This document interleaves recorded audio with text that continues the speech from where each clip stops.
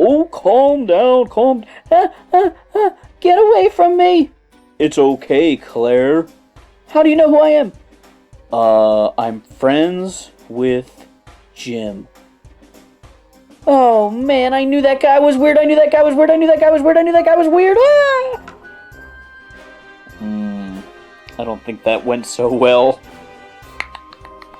Hey, boys and girls. Welcome to another super exciting, outrageous toy review. Today, we're taking a look at two Trollhunters figures from Funko. We've got Claire and Blinkus.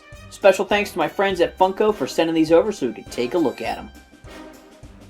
Here we have the two figures out of the package. You can see they're very nicely detailed and have very accurate sculpts to match up with their characters in the cartoon show.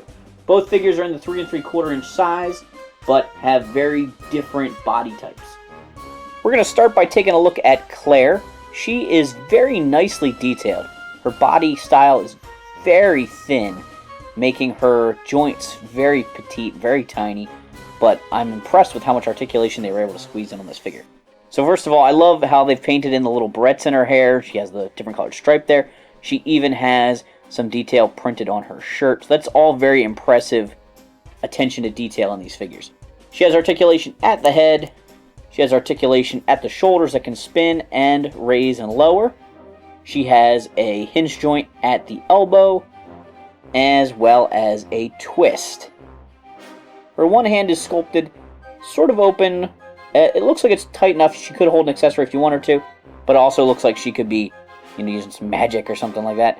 The other arm has the same type of articulation and a hand that's a little bit more sculpted to hold an accessory. And speaking of accessories, she comes with this special staff.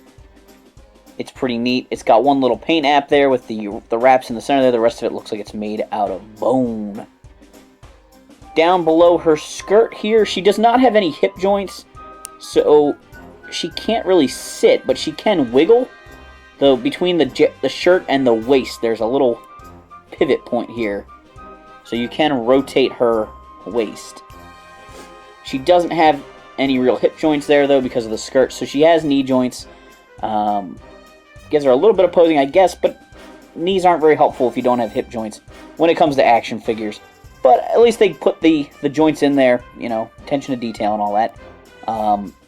A character like this from a 3D animated cartoon is sometimes hard to make into an action figure that's superposable because of the design of the character. But she definitely looks awesome. Then we've got Blinkus here, who has a much larger, bulky body type with multiple arms. His head has horns and lots of eyes painted on. There's some really great paint details there with the eyes. He's got his hair sculpted in the back. His head does rotate. It can look up and down a little bit. It is basically on a ball joint. It can't go all the way around, though, because he has such a big chin. Then down below that, you get his 4 arms.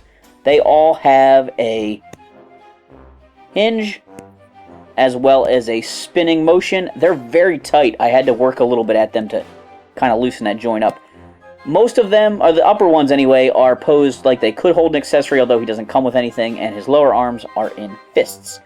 And you can see he's got his suspenders here, some details on his chest sculpted in, and he's got some pouches above his pants there. It looks like there are articulation points at his legs here, like they can spin, but I can't turn mine. Maybe they do pose, and you just gotta wiggle them loose. Sometimes toys have really tight joints when you start, but I can't get them loosened up on him. Once again, thanks to my friends at Funko for sending these figures over so we can take a look at it. Make sure to like, subscribe, and check out our other Funko toy reviews.